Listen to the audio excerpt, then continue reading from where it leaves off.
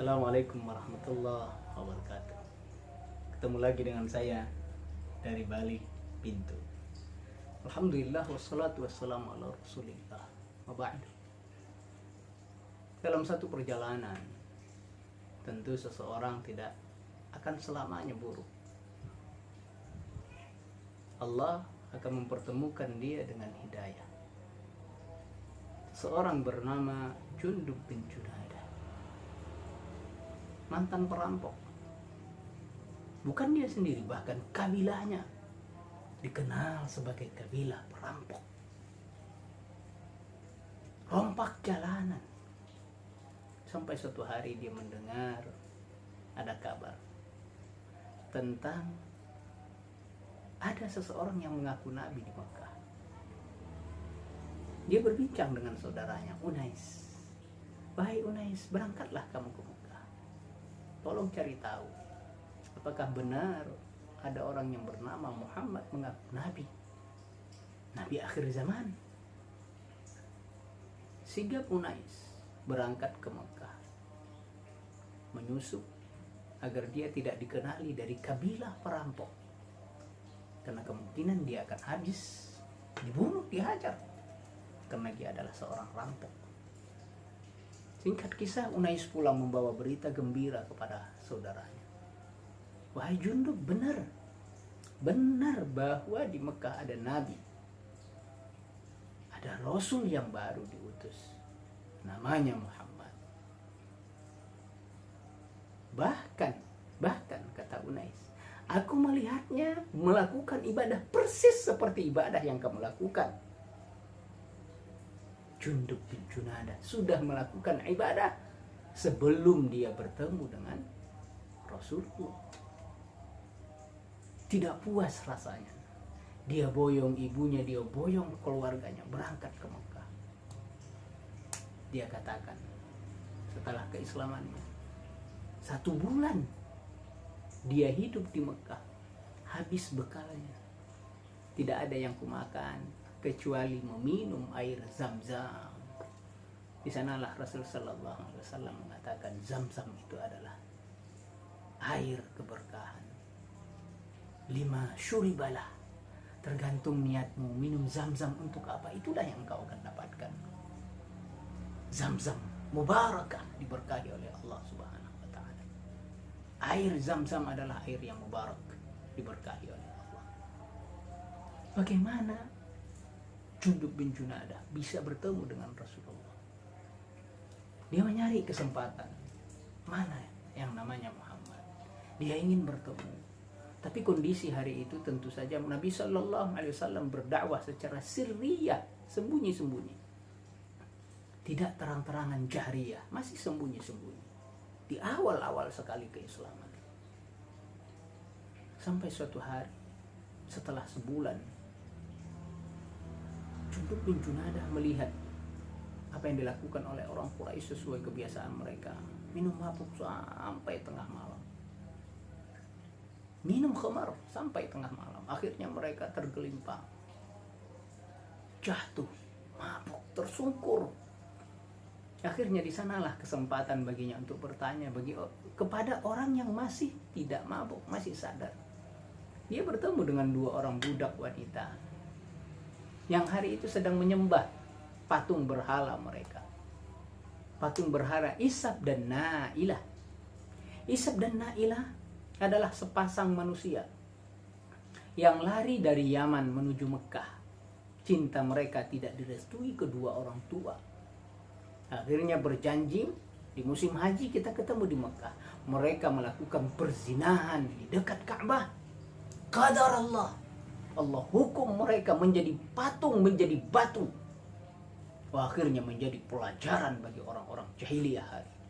Diletakkanlah Isab dan Nailah, satu di Sofa, satu di Marwah, sebagai tanda ini azab bagi orang yang mengotori Masjidil Haram. Tapi berjalan waktu, seiring zaman, yang tadinya mereka berdua adalah contoh keburukan, malah sekarang disembah sebagai Tuhan berhala. Kata Jundub bin Junadah, Tuhan ini yang kamu sembah, Ini adalah penzina. Ishaq Nailah ini keduanya adalah mati berzina. Inilah yang kalian sembah. Kritis akalnya. Patung berhala. Ini yang kalian sembah. Dia tidak bernyawa, tidak bisa bergerak. Bahkan dia adalah patung berhala. Pelaku perbuatan zina yang kalian jadikan Tuhan. Marahlah wanita tadi. Berteriaklah dia. Didengarlah oleh orang Quraisy yang sedang tertidur mabuk. Mereka bangun mencari, akhirnya dipukul. Babak belur Jundub bin Junadah. Sehingga tidak bisa dikenali hidung, mulut, dan matanya darah.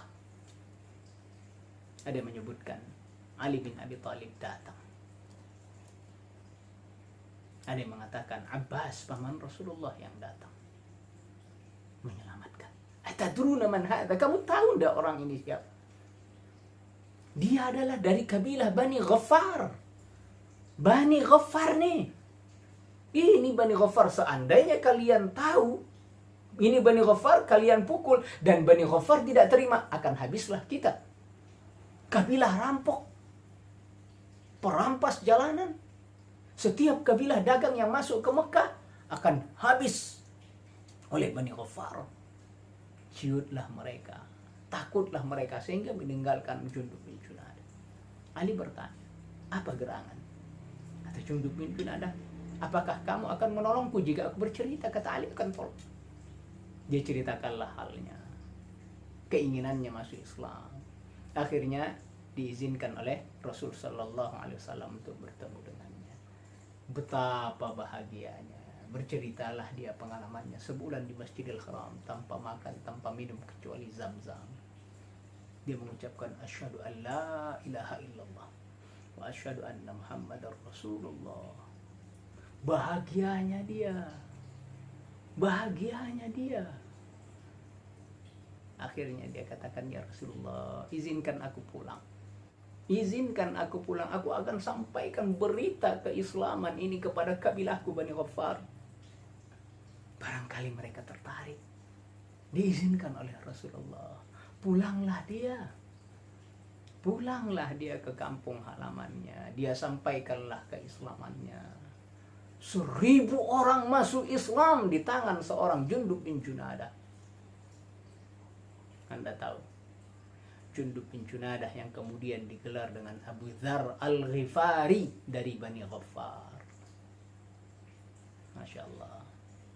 Ketika hijrah ke Madinah, ini adalah orang yang luar biasa. Hijrah ke Madinah adalah perjalanan yang berat. Bukan perjalanan yang ringan. Bukan rihlah biasa. Bukan vokasi biasa. Ini adalah perjalanan keimanan. Karena yang dituju di sana adalah negeri hijrahnya Rasulullah. Sampai di sana, tentu setahun 2 tahun masih relatif enjoy, menikmatin. Sampai pada tahun kedua terjadilah perang Badar. Tahun depannya perang Uhud. Terus terjadi peperangan. Sampai wafatnya Rasulullah, 28 kali Rasulullah mengikuti peperangan. Abu Dzar Al-Ghifari pernah terpisah dari rombongan. Ketika itu tentara, pasukan muslimin naik tunggangan mereka. Jundub bin Junadah, Abu Dzar Al-Ghifari tidak punya kecuali seekor unta tua. Dia mulai sedikit demi sedikit tertinggal. Akhirnya jauh dari barisan. Ketika berhenti pasukan, Rasulullah kejar, mana Abu Dzar? Mana Abu Dzar? Mana Abu Dzar? Di antara orang-orang yang tidak melihat Abu Dzar, mereka katakan, takhallafa ya Rasulullah. Mungkin dia mundur ya Rasulullah, tidak ikut perang. Karena hari itu tidak ikut perang bagian daripada dosa, meninggalkan jihad. Kabir min kabair. Kabirah, merupakan dosa besar. Kata Rasulullah, Abu Dzar itu tidak begitu. Abu Dzar itu tidak begitu. Abu Dzar pernah menyatakan, aku keempat atau kelima orang pertama masuk Islam. Pengakuan Abu Dzar Al-Ghifari. Keempat atau kelima. Bani Ghaffar datang kepada Rasulullah, menyatakan keislaman mereka. Sehingga kata Rasulullah, Banu Ghaffar, ghafarallahu lahum. Allah telah ampuni mereka. Bekas rampok, begal jalanan, semua kabilah mereka, satu kabilah diampuni oleh Allah. Sebab satu orang, Abu Dzar Al-Ghifari, teman-teman, dalam perjalanan jihad itu, akhirnya dari kejauhan orang-orang melihat, ya Rasulullah, lihat Abu Dzar, ya Rasulullah. Ternyata Abu Dzar, teman-teman, datang berjalan kaki. Apa yang dia lakukan? Unta yang dia tunggangin sakit-sakitan tua. Kalau dia tunggangin sakit sampainya lama, boleh jadi untanya akan mati. Akhirnya untanya dia lepaskan, dia berjalan kaki, teman-teman. Berjalan kaki Abu Dzar Al-Ghifari. Siapa yang lakukan ini kalau bukan orang yang memiliki keimanan yang kuat? Abu Dzar Al-Ghifari. Keislamannya luar biasa. Masuk Islamnya luar biasa, menjalani Islam luar biasa. Kata Nabi, dia datang hijrah sendirian. Datang sendirian, hidup pun sendirian, matinya pun akan sendirian. Abu Dzar Al-Ghifari setelah wafatnya Rasul sallallahu alaihi wasallam banyak berpindah tempat. Seperti yang dikabarkan oleh Rasul, Abu Dzar ketika itu datang sendirian, nanti pun dia akan hidup sendirian. Abu Dzar Al-Ghifari mengasingkan diri dari hiruk pikuk kehidupan masyarakat hari itu. Dia hidup sendirian. Dia meyakini bahwa orang yang menyimpan harta lebih dari kecukupannya hari itu termasuk orang yang diazab oleh Allah Subhanahu wa taala. Abu Dzar hidup mengasingkan diri. Sampai akhirnya Abu Dzar Al-Ghifari diwafatkan oleh Allah Subhanahu wa taala dalam kehidupan asing sendiri. Dia hanya ditemani oleh seorang anaknya. Hampir tidak ada yang menyolatkan Abu Dzar Al-Ghifari, sehingga kabilah lewat, disetoplah mereka, diajaklah mereka menyolatkan Abu Dzar Al-Ghifari, terus mengurusi fardu kifayahnya dan selesai. Shadaqa Rasulullah sallallahu alaihi wasallam, benarlah Nabi. Abu Dzar Al-Ghifari datang sendirian. Dia akan hidup sendirian. Yub'atsu yaumal qiyamah, dibangkitkan pun hari kiamat dalam keadaan sendirian. Sahabat Rasulullah, Jundub bin Junadah, Abu Dzar Al-Ghifari, bekas rampok, teman-teman, hijrah bertemu dengan Rasulullah. Tidak ada manusia yang lebih mulia setelah Nabi dan Rasul. Tidak ada yang lebih mulia kecuali para sahabat Rasulullah. Kita bukan siapa-siapa, teman-teman. Datanglah kepada Allah, hijrahlah kepada Allah dengan sepenuh keimanan kita, kuat kokoh. Tempuhlah jalan itu, berat, tapi Allah akan pertemukan kita dengan tujuan yang pernah menjadi target tujuan orang-orang saleh sebelum kita. Aku qouli hadza wa astaghfirullah li wa lakum innahu ghafurur rahim. Assalamualaikum warahmatullahi wabarakatuh.